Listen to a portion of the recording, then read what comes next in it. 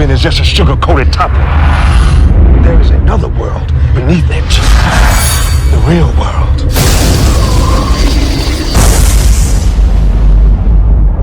Blade is a smash hit movie, released in 1998 and spawning a franchise that had bite. It starred Wesley Snipes as a super cool sword slashing, shade wearing vampire hunter, standing tall as the half vampire half human Blade, who is out to rid the world of vampires, aided by his Yoda-like mentor Whistler, played by Chris Christopherson. They find a vicious evil vampire, Deacon Frost, played by the superb Stephen Dorff, has overpowered the Council of Vampire Elders and is now waging war on the human race. Blade injects a serum which will inhibit his desire to drink blood. Naughty Blade, very naughty, but he is becoming immune to it. Yet a female scientist, Karen, can help him with treatment she is developing to cure vampires. Whistler is vamped and Karen is kidnapped as Deacon Frost wants Blade, as he holds the key to vampires ruling the world, leading to an epic battle to save humanity. Directed by first-time director Stephen Norrington, Blade was a sensation, resulting in one of the coolest, goriest, action-packed horror movies to grace our screens. So come and join me as we find out 10 groovy facts about Blade.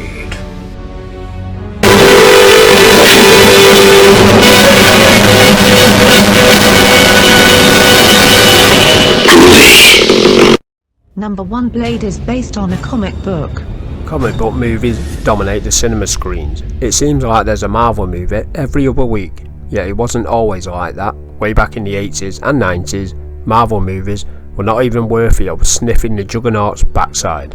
With the release of flops such as Howard the Duck movie, Captain America, and the ropey Dolph Lundgren starring The Punisher, all turning out to be huge flops. On came Blade in 1998, which sliced its way to the top of the cinema charts, and is believed to have given studio faith in investing in comic book movies again. Now, if you were like me, you would have been surprised to find Blade is actually a Marvel comic book character. I had no idea who he was until I saw the movie. Blade actually appeared way back in 1973 in issue 10 of the Tomb of Dracula Marvel comic, which, as you may have guessed, is about Dracula and his many adversaries trying to destroy him because he's a bit of a tool. It was created by comic book writer Marv Wolfman, who has a surname I'm envious of because it's so cool. Blade character was popular, who would venture into other spin-offs including Adventures into Fear, Vampire Tales, Ghost Rider, Night Stalkers, as well as his own series and many others. He looked cool with his 70s vibe and swagger, and a healthy dose of blaxploitation. In the comics, he differed slightly. He was born in a whorehouse in London, England, after his mother was bit by a vampire, going by the name of Deacon Frost. He grew up a specialist in knife and hand-to-hand combat, and obviously had a British accent, which was changed in the movies. Blade the Vampire Slayer was loved by fans, so from the printed page he eventually ventured onto the silver screen and came out all fangs blazing. Number 2. The Whistler controversy. Way back in 1994, a successful animated series called Spider-Man aired on TV and ran for 5 seasons. John Semper, who was instrumental in the success of the show, wrote 23 episodes of the show in total.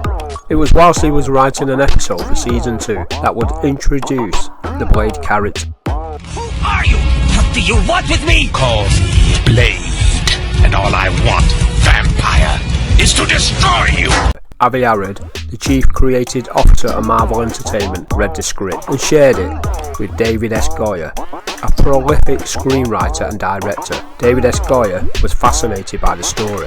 He began to write the script for a Blade movie. Here's where the controversy arises. David S. Goyer claims he created the character Whistler for the film, and John Semper saw the movie script, so rewrote his Spider-Man Blade episode and introduced Whistler. Whistler made his first appearance on screen in the animated series, although this version of him was more clean-cut and British. He was voiced by none other than Malcolm McDowell. Vampire-like. You crave plasma. The movie version of Blade would appear 2 years later after the animated Whistler. Movie scripts can float around for a long time before the movie gets made, and David S. Goyer said the character of Whistler was stolen from right under his nose. Who did create the Whistler character? Get out of here. Number 3. The casting of Blade. It's hard to imagine Blade being played by anybody other than Wesley Snipes. When he burst onto the screen, cool as a fridged up cucumber, chopping up vampires with his sword, he was the business. But other actors were considered for the iconic role of Blade. When the studio New Line Cinema became involved, they said only 3 actors could play Blade. One of those was Lawrence Fishburne, who in a way was Blade-alike as Morpheus in the Matrix movies. Another actor considered was Denzel Washington. Denzel Washington is one of the greatest actors to grace the screen, and I think he would have been an interesting choice for the role, but I don't think he quite had the physicality and agility that Wesley Snipes had that was perfect for the role of Blade. Goyer had wanted Snipes from the start, so was beaming when the studios gave him to him.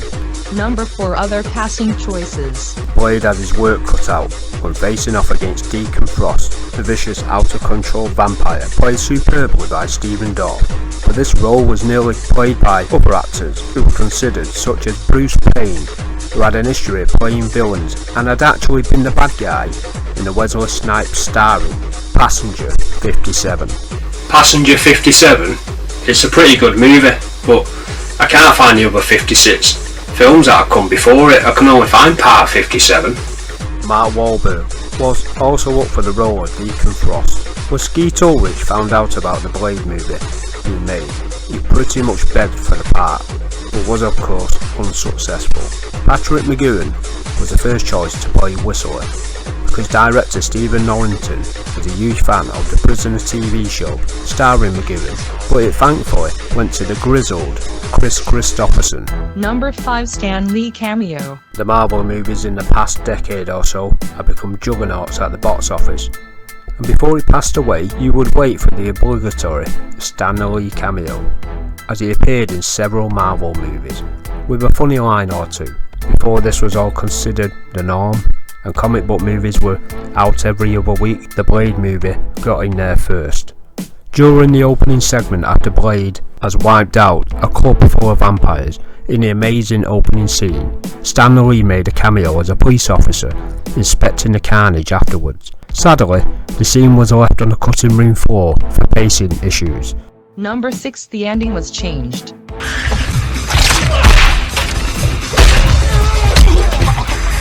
The ending was supposed to be a lot different to how the film concluded. Deacon Frost was going to become La Magra, an almighty god of vampires, who would then unleash a tsunami called the Blood Tide. This would turn everybody who touched it into vampires. The vampires now rule the country on a downbeat, apocalyptic note. This would have set up a sequel where Blade and his human sidekick Karen would go around destroying vampire food storage banks. Some of the ideas were briefly touched upon in the third Blade movie. The ending was eventually scrapped, as the filmmakers could not be sure it would be successful enough to warrant a sequel. They instead went for a more conclusive ending. Wow, that would have been a more epic and daring ending. As much as I love the Blade movie, I would have loved to have seen this more realistic ending. It's a shame. Number 7. The test screening was a disaster. It's hard to imagine this film shot on a $45 million budget that would go on to make a lot of money worldwide and put the largely unknown Marvel character Blade into everyone's mind at a test screening that was a total disaster. The test screener ran a staggering 140 minutes long, and for a movie of this type it was considered bloated. We're out of time. With padded scenes and a turd ending. Several scenes were cut, such as Stan Lee's cameo, snips to lengthy scenes between Blade and the Karen character that resulted in the film being a thankful 20 minutes shorter. One thing I think we and the test screening audience can definitely agree on is the original screened ending was a joke. In the original, the amazing sword fight between Blade and Deacon Frost did not even exist. An ending was shot where Deacon Frost turned into La Magra which was an ancient entity, so powerful it can turn people into vampires just by touch, and it looked like a mass of swirling blood. Or a low budget PlayStation cutscene. It's shockingly bad. The test audience hated it so much, New Line Cinema got Snipes and Dorf back to shoot the eventual sword fight ending, which is great and shows how badass Blade can be. It would seem though studios will not learn off this obsession with having cloudy swirling messes as the bad guys, as they appear in the likes of Fantastic Four, Silver Surfer, with the Galactus character now nothing more than a swirling messy cloud, and the same goes for Suicide Squad and Green Lantern. The deleted ending was featured as a deleted scene on the Blade DVD. Here it is for the curious.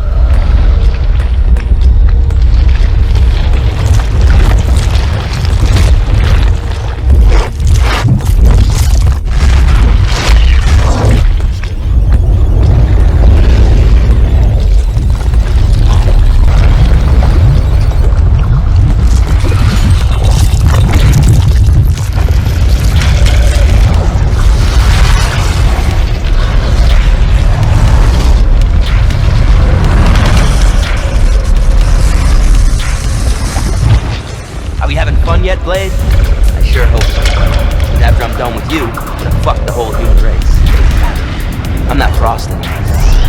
Number 8. The Blade video game. The Blade video game, released on the PlayStation and Game Boy Color by Activision in 2000, was loosely based on the movie. You take control of Blade. Maybe it's best to wear sunglasses whilst playing the game and wander around killing vampires, zombies and mutant killer dogs, all with the aid of everyone's favourite Chris Christopherson character, Whistler. The game received mixed reviews, and it's a game that most people do not remember. 7 years later, you could also play as Blade in the Spider-Man friend or foe beat-em-up console game.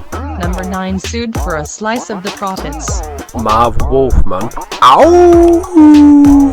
The creator of Blade, filed a lawsuit against Marvel Entertainment and Time Warner and New Line for the princely sum of $35 million. He wanted a cut of the profits. It was standard practice for comic book publishers to obtain sole copyright to any characters created for the comics by staff working for the company. This resulted in quite a lot of creators not necessarily receiving a penny. Such characters as Superman, several X-Men characters, and even our Deduct have resulted in their unfortunate creator not receiving or barely receiving a dime. Marv Wolfman insisted he was a writer for hire. He wasn't actually working for Marvel Comics at the time, as he was an employee of Warren Publications, but was subcontracted. His name was stuck in the movie credits as a gesture, but nothing more. The court case was finally settled in 2006, and sadly for Marv Wolfman, he lost the case and has never received a penny from the successful Blade franchise. For the rest of the movie series, his name was not even put in the credits as creator of Blade. Ouch, that's gotta hurt. Number 10. Morbius and Blade.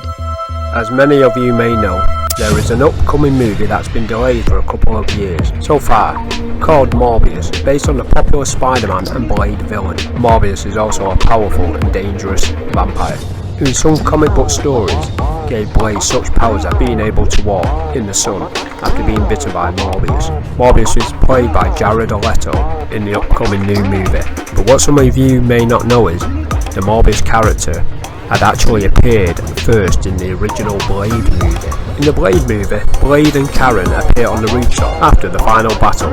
It is here we see a lurking vampire watching over them, like some creepy fanged oddball, and it is revealed it is Morbius. Then you're back on fluff.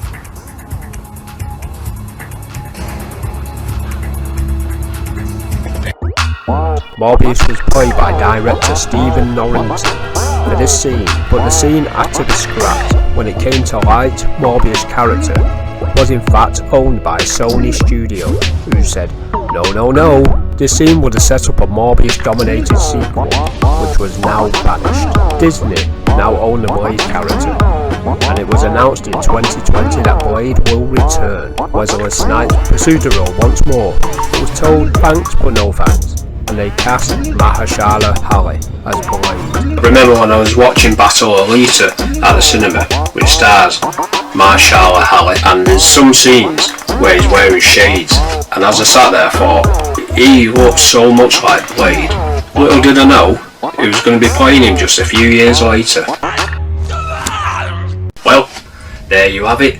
Blade is an action-packed, gory Marvel comic book movie filled with some amazing scenes. I hope you enjoyed these 10 groovy facts about this vampire movie with Bite. Thank you for watching. Thank you. Get it? Blade, come help me. There's a vampire in my house. No, I'm not crazy. It's definitely not a mouse. Do you charge for killing vampires? How much will it cost? Oh no, you do it for free. That's kind of you. Now go and kill a Deacon Frost. Vampires, they're everywhere. Vampy, vampy, vampy, vampy. Blade, save me, for I am scared.